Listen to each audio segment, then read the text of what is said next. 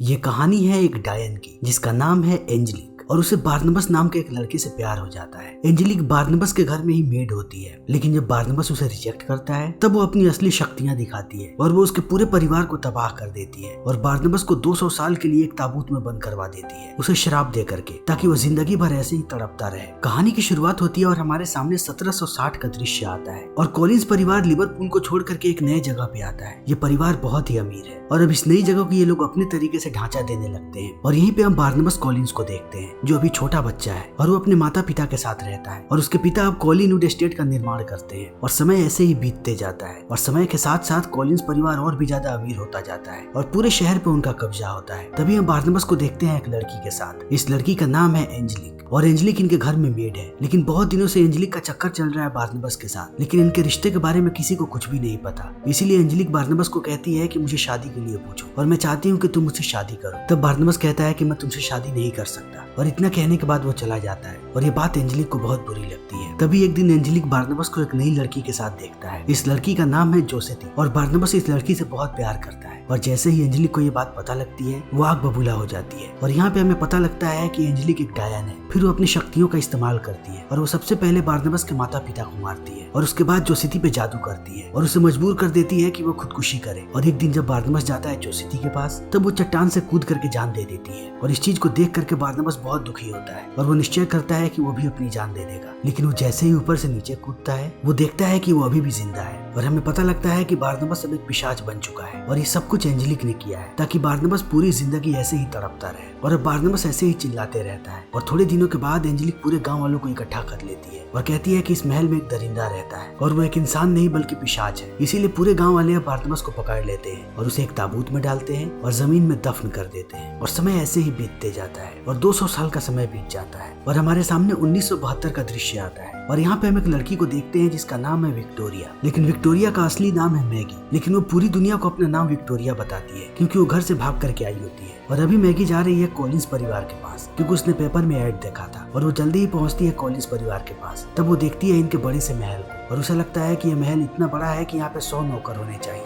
लेकिन इस घर में सिर्फ एक ही नौकर है और अब वो पूरे घर में घूमने लगती है। तभी यहाँ पे इस घर की मालकिन आती है जिसका नाम है एलिजाबेथ कॉलिंस और एलिजाबेथ बताती है कि इस घर में कुल 7 लोग रहते हैं और तुम्हें हमारे बच्चों की देखभाल करनी है और उन्हें अच्छी तालीम देनी है। और इतना कहने के बाद वो मैगी का टेस्ट लेने लगती है और मैगी बिल्कुल सही जवाब देती है और एलिजाबेथ उसे काम पे रख लेती है। तब रात में एलिजाबेथ पूरे परिवार से मिलती है और यहाँ पे हम एलिजाबेथ के भाई को देखते हैं जिसका नाम है रॉजर और उसके साथ साथ यहाँ पे कैरोलिन नाम की एक लड़की भी है और यहीं पे रॉजर का बेटा है और उसके साथ साथ एक साइकेट्रिस्ट भी है जिसका नाम है जूलिया। और जूलिया रॉजर के बेटे का ख्याल रखती है क्योंकि उसे भूत दिखाई देते हैं, लेकिन इस बात से एलिजाबेथ को बहुत गुस्सा आता है। तब मैगी उस लड़के से कहती है कि मुझे भी भूत दिखाई देते हैं और वो लड़का खुश हो जाता है और खाना खाने के बाद मैगी जैसे ही अपने कमरे में जाती है उसे अपनी ही परछाई दिखाई पड़ती है जो उससे कहती है कि वो आ रहा है और इतना कहने के बाद वो गायब हो जाता है। तभी हमारे सामने जंगल का दृश्य आता है और यहाँ पे खुदाई चल रही होती है और जब वर्कर्स पूरे जमीन को खोदते हैं तब उन्हें अंदर एक ताबूत नजर आता है और ये ताबूत होता है बार्नबस का। फिर वो लोग जल्दी ही ताबूत को खोल देते हैं और बार्नबस आजाद हो जाता है, लेकिन वो आजाद होते ही सबको खाने लगता है और उनका खून पीने लगता है और सबसे माफी मांगता है और कहता है कि मैं कई सदियों से भूखा हूँ इसलिए मुझे ये सब करना पड़ रहा है। और इन सब को खाने के बाद बार्नबस यहाँ से निकल पड़ता है और वो शहर में जाने के बाद बहुत चक्का रह जाता है क्योंकि 200 साल का वक्त बीत चुका है और पूरा शहर बदल चुका है और वो समझ नहीं पा रहा है कि वो क्या करे। तभी वो पहुंचता है अपने महल में और वो महल के सामने एक नौकर को देखता है। तब वो उसे हिप्नोटाइज कर लेता है और उससे अब तक की सारी जानकारियां उगलवा लेता है और वो समझ जाता है कि उसके जाने के बाद से यहाँ पे क्या क्या हुआ है। फिर वो नौकर को कहता है कि मेरी क्लीनिंग करो और अपने आप को साफ सुथरा करने के बाद महल के अंदर दाखिल होता है। तभी उसे एलिजाबेथ देखती है और अब एलिजाबेथ को सारी कहानियां याद आने लगती हैं, जितनी भी कहानियां इस परिवार के बारे में बताया गया था कि इस परिवार में एक पिशाच भी था। इसीलिए जब बार्नबस ये सारी बातें बता रहा होता है तब एलिजाबेथ को आधा विश्वास हो जाता है, लेकिन फिर भी वो विश्वास ना करने का नाटक करती है। तब बार्नबस यहाँ का छुपा हुआ खजाना खोल देता है और एलिजाबेथ को नीचे लेकर के जाता है और कहता है कि ये सारा खजाना हम इस्तेमाल कर सकते हैं और अपने रुतबे को फिर से वापस ला सकते हैं और तुम्हें अब तक पता भी नहीं था इस खजाने के बारे में और मैं तुम्हें और भी खजाना दे सकता हूँ। और इन सबको देखने के बाद एलिजाबेथ खुश हो जाती है और कहती है कि तुम इस घर में रह सकते हो, लेकिन मेरी सिर्फ एक कंडीशन है कि तुम किसी को नहीं बताओगे कि तुम पिशाच हो। और बार्नबस कहता है कि ठीक है। फिर अगले दिन एलिजाबेथ मिलवाती है अपने पूरे परिवार से बार्नबस को और कहती है कि इनका नाम है बार्नबस द थर्ड और ये अभी अभी इंग्लैंड से आ रहे हैं और इनकी बातें चली रही होती है। तभी यहाँ पे मैगी आती है और मैगी को देखते ही बार्नबस चौंक जाता है क्योंकि मैगी बिल्कुल जोसेती की तरह दिखती है, इसीलिए वो उससे फ्लर्ट करने लगता है। तभी हम एंजेलिक को देखते हैं जो अभी तक जिंदा है और वो पूरे शहर में घूम रही है और अब वो शहर की सबसे अमीर लड़की है जिसका यहाँ पे फिशिंग का बिजनेस है। और फिशिंग का बिजनेस पहले कॉलिंस परिवार का हुआ करता था, लेकिन एंजेलिक ने अपना बिजनेस बना लिया। और जैसे ही एंजेलिक यहाँ पे आती है उसे कुछ लोग बताते हैं कि जंगल में एक एक्सीडेंट हुआ है और वहीं पे एक ताबूत भी मिला है। और इस बात को सुनते ही एंजेलिक पहुंचती है जंगल में और वो खुले हुए ताबूत को देख करके समझ जाती है कि बारनबास आजाद हो चुका है और वो समझ जाती है कि बारनबास कहाँ गया होगा। इसीलिए वो पहुंचती है उसके महल में और यहाँ आने के बाद एलिजाबेथ से बदतमीजी करने लगती है। तभी बारनबास आता है उसके सामने और कहता है कि अलग कमरे में चलो, मुझे तुमसे अकेले में बात करनी है। और अब एंजेलिक और बारनबास जाते हैं अलग कमरे में। तब एंजेलिक बारनबास को किस करने लगती है, लेकिन बारनबास उसे हटा देता है। तब एंजेलिक बताती है कि अब मैं शहर की सबसे अमीर लड़की हूँ और फिशिंग का बिजनेस मैंने तुम्हारे परिवार को बर्बाद करने के लिए बनाया था और देखो मैं उससे कितनी कामयाब हो गई और अब तुम्हारी कोई भी इज्जत नहीं है, तुम्हें शहर में कोई पहचानता तक नहीं है, इसीलिए तुम्हारी जिंदगी बेकार है और तुम ऐसे ही बेकार की जिंदगी जियोगे। और इतना कहने के बाद यहाँ से एंजेलिक चली जाती है। तब एलिजाबेथ आती है बारनबास के पास और कहती है कि तुम अभी भी वो सारी चीजें कर सकते हो जो तुम्हारे पिता ने की थी और तुम कॉलिंस परिवार की इज्जत बचा सकते हो और एक बार फिर हम शहर में सबसे अमीर हो सकते हैं। तुम्हें बस अपने पिता के नक्शे कदम पे चलना है। और इन सारी बातों को सुनने के बाद अब बारनबास को जोश आता है, इसीलिए वो अपने खजाने में से बहुत सारी चीजें बेचता है और वो सबसे पहले अपने महल को रेनोवेट करवाता है और उसे बहुत ही खूबसूरत बना देता है और उसके बाद फिर से फिशिंग का बिजनेस शुरू करता है। लेकिन वो एक पिशाच है, इसीलिए वो धूप में नहीं निकल सकता। फिर वो उसके लिए नया रास्ता इख्तियार करता है, अपने लिए महंगे कपड़े बनवाता है, छाता और उसके साथ साथ सनग्लासेस, जिससे वो दिन में भी बाहर निकल पाता है और धीरे धीरे अपने फिशिंग के बिजनेस को आसमान की ऊंचाइयां देने लगता है। और वो एंजेलिक के वर्कर को हिप्नोटाइज करता है और उन्हें अपने लिए काम करने पे मजबूर कर देता है। लेकिन इस बीच बारनबास को सोने में परेशानी होती है। फिर वो अपने नौकर को कहता है कि जाओ और जाकर के मेरा ताबूत लेकर के आओ। फिर वो अपने ताबूत में सोने लगता है और इसी बीच वो नई टेक्नोलॉजी के बारे में भी सीखने लगता है और अपना ज्यादातर समय मैगी के साथ बिताता है। तभी एक दिन जब वो तहखाने से खजाना लेकर के बाहर आ रहा होता है तभी उसे जूलिया देख लेती है और जूलिया को उस पर शक होने लगता है, इसीलिए वो बारनबास को हिप्नोटाइज करने लगती है। और तब उसे पता लगता है कि बारनबास एक पिशाच है। फिर वो गुस्से में पहुंचती है एलिजाबेथ के पास और कहती है कि तुम्हें ये पता था फिर भी तुमने मुझे नहीं बताया। तब एलिजाबेथ कहती है कि ये बातें किसी को मत बताना और तुम्हारा भी इसमें फायदा है। तुम अब तक इंसानों का उपचार करती रही हो, लेकिन अब तुम्हें एक पिशाच का उपचार करने का मौका मिलेगा और ये बहुत बड़ी बात है। और जूलिया भी इस बात के लिए मान जाती है। लेकिन अब बारनबास को मैगी से प्यार हो गया है, लेकिन वो पुराने ख्यालातों का है, इसीलिए वो उससे बात नहीं कर पाता है। फिर वो जाता है कैरोलिन के पास और कहता है कि वो मैगी को कैसे पटाए। तब कैरोलिन कहती है कि तुम्हें नए लोगों के साथ रहने की जरूरत है और अपनी सोच बदलने की जरूरत है। फिर बारनबास जाता है कुछ नशेड़ियों के पास जंगल में और उनके साथ गपशप करने लगता है और उनसे पूछने लगता है कि लड़कियां क्या चाहती हैं। तब एक नशेड़ी लड़की कहती है कि लड़कियां सिर्फ पैसा चाहती हैं और उन्हें प्यार में कोई भी रुचि नहीं है। और इस बात से बारनबास को गुस्सा आ जाता है। फिर वो सारे नशेड़ियों को मार देता है और महल वापस आ जाता है। तब जूलिया उसका इलाज करने लगती है और वो बार बार उसके खून को चेंज करती है ताकि कहीं इससे वो ठीक हो जाए, लेकिन बारनबास में कोई बदलाव नहीं आता। और इस बीच बारनबास अपना पूरा समय मैगी के साथ बिताता है। लेकिन अब दूसरी तरफ एंजेलिक बहुत ज्यादा परेशान है क्योंकि बारनबास की कंपनी दिन प्रतिदिन बढ़ती जा रही है और वो बहुत ही ज्यादा तरक्की में है और इस बात का एंजेलिक को बहुत ज्यादा दुख है। इसीलिए वो अपने पूरे बोर्ड मेंबर्स को बुलाती है और कहती है कि हमें उन्हें जल्दी से जल्दी रोकना पड़ेगा, लेकिन कोई भी बोर्ड मेंबर इसे सही सुझाव नहीं देता। तब एंजेलिक बारनबास को अपने पास बुलाती है और कहती है कि तुम अपनी कंपनी को मुझे बेच दो, लेकिन बारनबास मना कर देता है। तब एंजेलिक कहती है कि अगर तुमने अपनी कंपनी को मुझे नहीं बेचा तब मैं इस बार मैगी को मारूंगी और तुम कुछ नहीं कर पाओगे क्योंकि मैं ये पहले भी कर चुकी हूँ। इसीलिए अगर तुम मैगी को जिंदा देखना चाहते हो तब मेरे साथ मिल जाओ। और इस बात को सुनने के बाद अब बारनबास करीब जाने लगता है एंजेलिक के और ये दोनों इंटीमेट होने लगते हैं। लेकिन इंटीमेट होने के बाद बारनबास कहता है कि मैं तुम्हारे साथ नहीं रह सकता और इतना कहने के बाद वो यहाँ से चला जाता है। तभी हम मैगी को देखते हैं जिसे अपने बचपन की झलकियां याद आ रही होती है क्योंकि जब वो छोटी होती है तब उसे भूत दिखाई देता है और उसका परिवार उसे पागल समझने लगता है, इसीलिए वो उसे पागल खाने भेज देते हैं। और अब मैगी की आंख खुल जाती है और वो फिर से उसी परछाई को देखती है जो बिल्कुल उसकी तरह नजर आती है। तभी हम बारनबास को देखते हैं जो सबको कहता है कि मैं एक बड़ी सी पार्टी देना चाहता हूँ ताकि पूरे शहर को पता लगे कि यहाँ का सबसे अमीर आदमी कौन है और सब लोग इस बात के लिए राजी हो जाते हैं। इसीलिए शाम में ये लोग एक ग्रैंड पार्टी देते हैं और यहाँ पे शहर के सारे लोग आए होते हैं और सब नाच गा रहे होते हैं। तभी बारनबास घर में घूमने लगता है और उसे बालकनी में मैगी नजर आती है। तब वो मैगी के पास जाता है और मैगी बारनबास से कहती है कि मुझे पता है कि तुम मुझसे प्यार करते हो और मैं भी तुमसे प्यार करती हूँ और जब भी मैं तुम्हें देखती हूँ मुझे लगता है मैं तुम्हें सदियों से जानती हूँ और पता नहीं इस परिवार में क्या है कि मैं यहाँ पे खींची चली आई। जब मुझे मेरे परिवार वालों ने पागल खाने भेजा